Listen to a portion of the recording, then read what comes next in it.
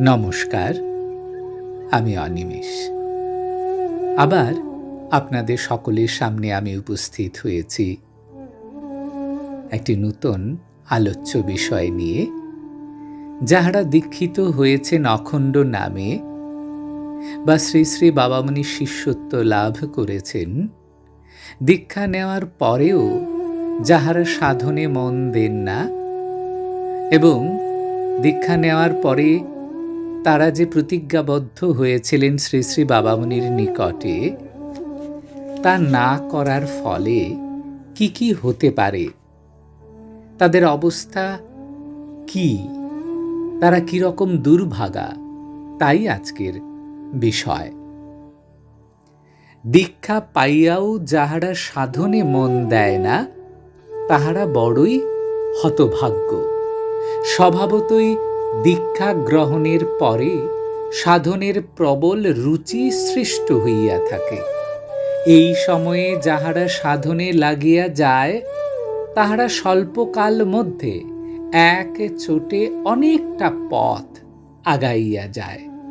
যাহারা দীক্ষা নেয় কিন্তু সাধন করে না, কেবল কথা কহিয়া সময় নষ্ট করে, লোকে ভুল করিয়া তাহাদিগকে সাধক বলিয়া মনে করিলেও তাহারা কেবলই পিছে পড়িয়া থাকে।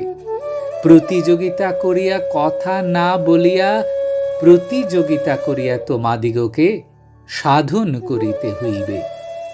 তোমাদের পথ বড়, তোমাদের মত বড়, এইরূপ অহংকার প্রকাশ করিয়া মানুষের মনে দ্বিধা দ্বন্দ্ব প্রবেশ করাইও না।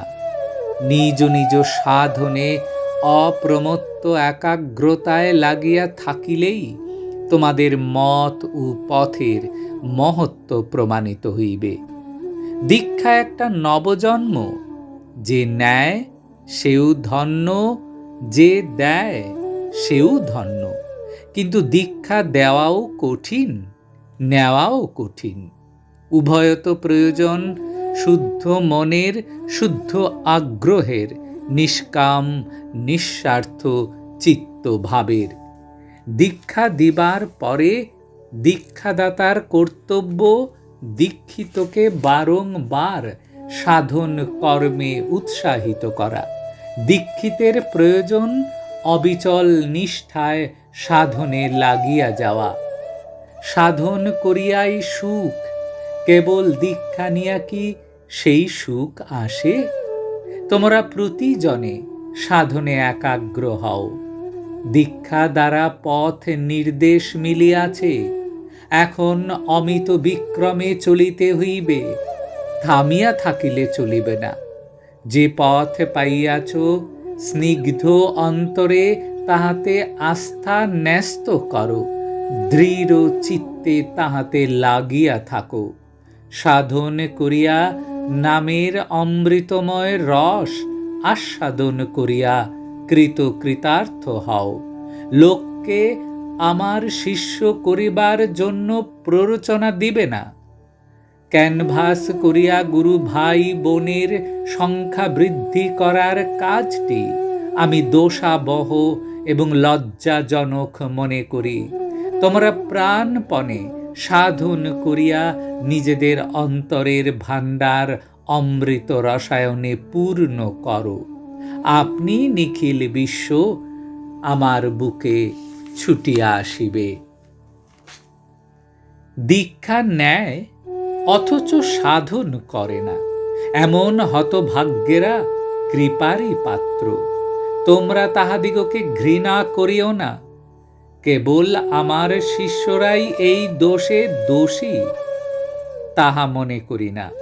অন্যান্য গুরুদেবদের শিষ্য ভাগ্যও হয়তো কতকটা এই রকম, তবে তারতম্য আছে, কেহ তর কেহ তম। এই তারতম্যের একটি কারণ এই যে প্রায় সকল গুরুরাই নিজ নিজ শিষ্যদিগকে গুরুকেই ভগবান জ্ঞানে ভজনা করিতে উপদেশ দেন। আমি দেই না। গুরুকে ভগবান বলিয়া ভাবিবার মধ্যে সাধন পথিকের একটা মস্ত সুবিধা রহিয়াছে।